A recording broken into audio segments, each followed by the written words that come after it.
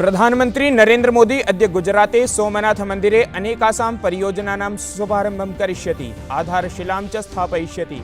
कार्यक्रमे केन्द्रीयः गृहमन्त्री, पर्यटनमन्त्री, गुजरातस्य मुख्यमन्त्री च उपस्थिताः भविष्यन्ति।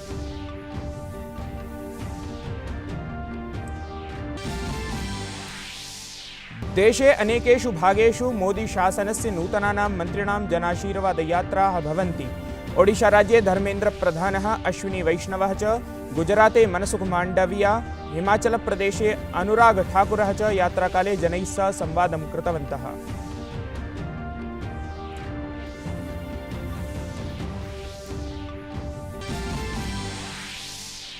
भारते राष्ट्रव्यापिनः सूच्यौषधीकरणाभियानस्य अन्तर्गतम् अधुनावधि देशे 57 कोटिः 16 लक्षं च लाभार्थिनः कोविड प्रतिरोधि सूच्यौषधं प्राप्तवन्तः। एतस्य अभियानस्य अन्तर्गतम् 18तः 44 आयुवर्गस्य 22 कोटिः 92 लक्षं च जनाः सूच्यौषधं प्राप्तवन्तः। विदेशमन्त्री एस जयशङ्करः आतङ्कवाद प्रतीकार सम्बद्धस्य संयुक्तराष्ट्रसुरक्षापरिषदः उपवेशनस्य अध्यक्षताम् अकरोत्। परिषद सर्वसम्मत्या ISIL खोरासन सहितम् आतङ्कवादं महत् संकटत्वेन घोषितवती।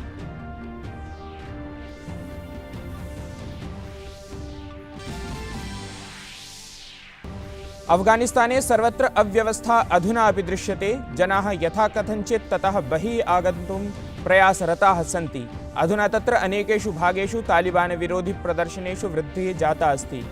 नाटो महासचिवः जेन्स् स्टोल्टेन्बर्गः अफगानिस्तान स्थितौ चर्चायै नाटो विदेशमन्त्रिणाम् आपद् उपवेशनम् आकारितवान्।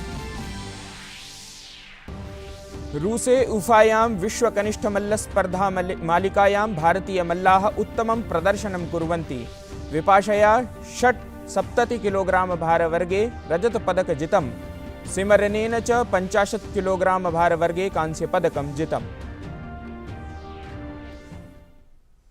अभिवादये, अहमस्मि गवीशद् द्विवेदी। अत्र भवतां स्वागतम् एतस्मिन् डीडी न्यूज़ वार्ता प्रसारणे। अथ वार्ताः। प्रधानमन्त्री नरेंद्र मोदी अद्य गुजराते सोमनाथ मन्दिरे अनेकासां परियोजनानां शुभारम्भं करिष्यति। आधारशिलां च स्थापयिष्यति। निश्चयेन एतस्मिन् पवित्रे श्रावणमासे शिवभक्तेभ्यः एषः उपहारः अस्ति। प्रधानमन्त्री दृश्यसंवादतन्त्रेण प्रातः 11 वादने यासां परियोजनानाम् उद्घाटनं करिष्यति तासु सोमनाथसमुद्रदर्शनमार्गः, सोमनाथप्रदर्शनीकेन्द्रं, प्राचीनसोमनाथस्य पुनर्निर्मितः मन्दिरपरिसरः च अन्यतमाः सन्ति। अत्र अवसरे प्रधानमन्त्री श्रीपार्वतीमन्दिरस्य अपि आधारशिलां स्थापयिष्यति।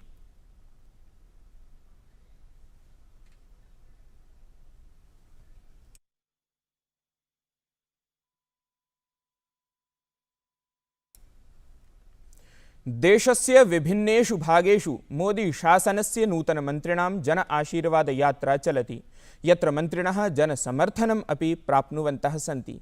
एते मन्त्रिणः राज्येषु प्राप्य लोकान् शासनस्य योजनानां विषये सूचयन्तः सन्ति। सह एव विपक्षिदलानां प्रकरणानि अपि उद्घाटयन्तः सन्ति। यथा प्राविशः सत्रे संसदि विपक्षिदलैः आचरितः कोलाहलः, अथ च अनुसूचितजातीनां जनजातीनां मन्त्रिणाम् अन्यजातीयानां मन्त्रिणां च परिचयकाले अवरोधः।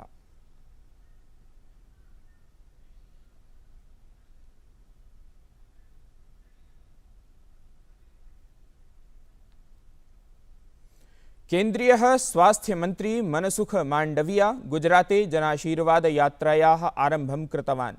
ट्वीट् सन्देशमाध्यमेन सः उक्तवान् यत् जनाशीर्वादयात्रायाः अवसरे अहं तान् ग्रामान् अपि गतवान् यत्र 100% सूच्यौषधीकरणं जातम्। राजकोटजनपदे तादृशाः 62 ग्रामाः सन्ति। सर्वे जनाः कोविड सूच्यौषधस्य प्रथमां मात्रां प्राप्तवन्तः। सूच्यौषधीकरणं प्रति जागरूकतायै ग्रामस्य नागरिकान् स्वास्थ्यकर्मकरान् च वर्धापयामि। यात्राकाले प्रधानमन्त्री जनारोग्य आयुष्मान् भारत योजनायाः हेल्थ एंड वेलनेस केन्द्रम् अपि गतवान्। अपि च ज्ञातवान् यत् एतत् केन्द्रं निर्धनानां जीवनं परिवर्तयति।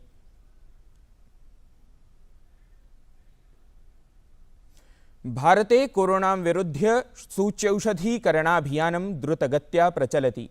केन्द्रीयस्य स्वास्थ्य परिवार कल्याण मन्त्रालयस्य अनुसारि राष्ट्रव्यापिनः सूच्यौषधीकरणाभियानस्य अन्तर्गतम् अधुनावधि देशे 57 कोटिः 16 लक्षं च लाभार्थिनः कोविड प्रतिरोधि सूच्यौषधं प्राप्तवन्तः। एतस्य अभियानस्य अन्तर्गतम् 18 तः 44 आयुवर्गस्य 22 कोटिः 92 लक्षं च जनाः सूच्यौषधं प्राप्तवन्तः। विदेशमन्त्री एस जयशंकरः आतंकवाद प्रतीकार संबद्धस्य संयुक्तराष्ट्रसुरक्षापरिषदः उपवेशनस्य अध्यक्षताम् अकरोत्। सः अफगानिस्तानस्य स्थितिं चिन्ताकरीं वर्णितवान्। अपरतः परिषद् सर्वसम्मत्या ISIL खोरासन् सहितम् आतंकवादं महत् संकटत्वेन घोषितवती। Events unfolding in Afghanistan have naturally enhanced global concerns about their implications for both regional and international security.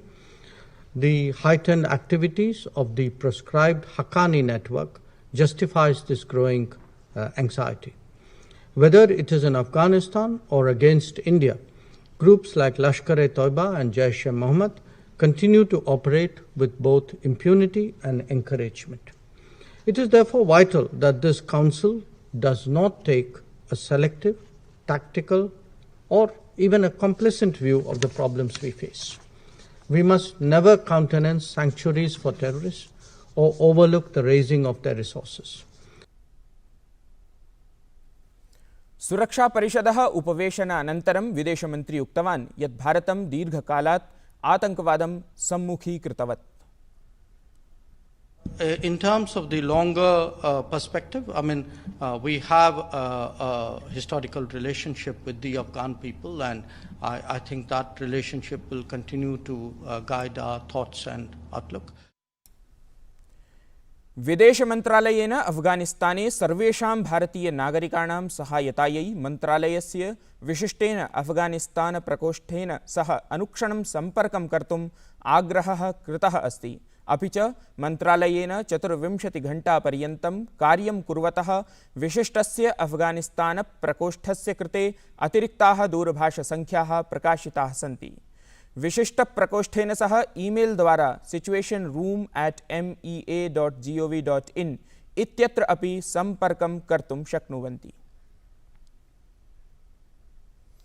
अफगानिस्ताने अव्यवस्था अधुना अपि अस्ति। जनाः यथा कथञ्चित् ततः बहिः आगन्तुं यतमानाः सन्ति। परम् अधुना देशस्य अनेकेषु भागेषु तालिबान विरोधि प्रदर्शनानि वृद्धानि सन्ति। अत्र भवन्तः सूच्यन्ते यत् ह्यः अफगानिस्तानस्य स्वतन्त्रता दिवसः आसीत्।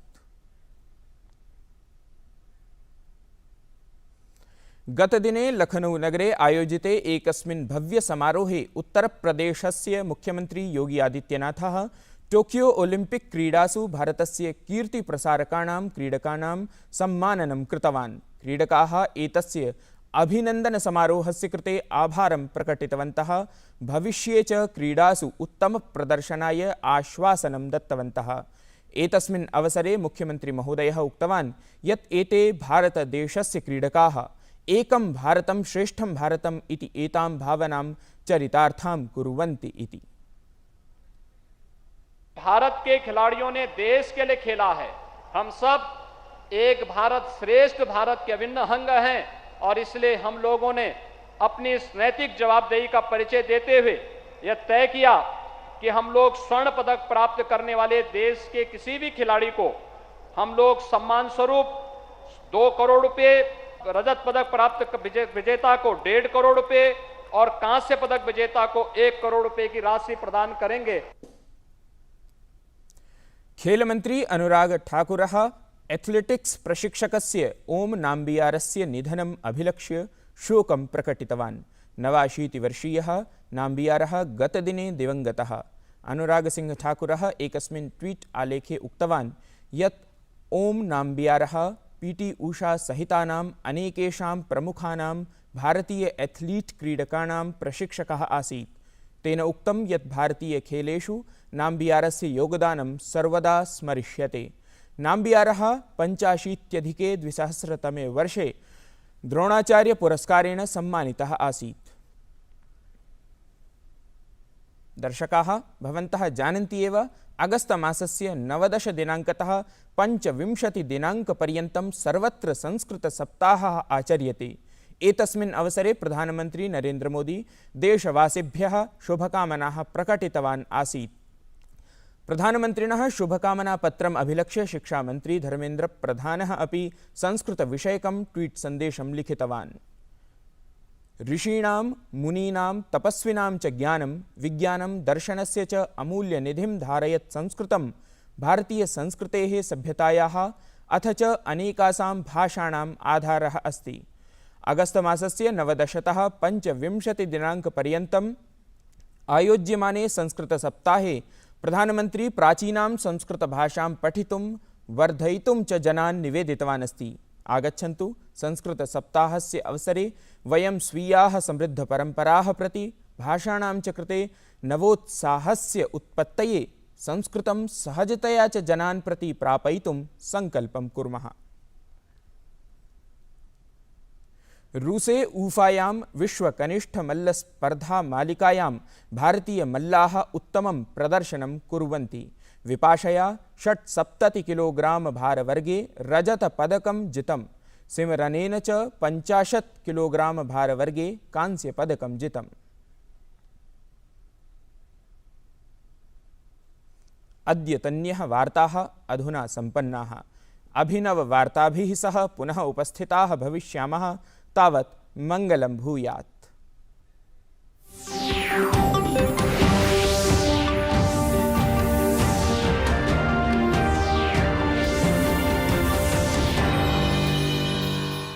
बचाव के उपाय आपस में